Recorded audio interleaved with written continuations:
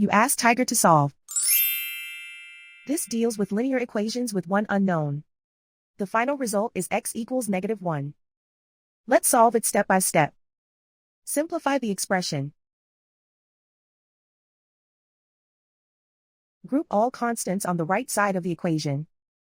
Add 9 to both sides. Simplify the arithmetic.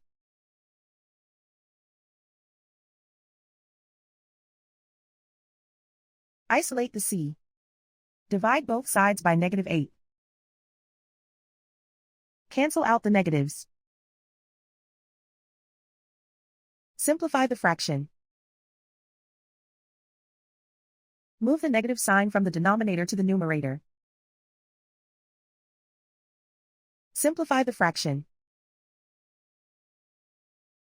And so the final result is x equals -1.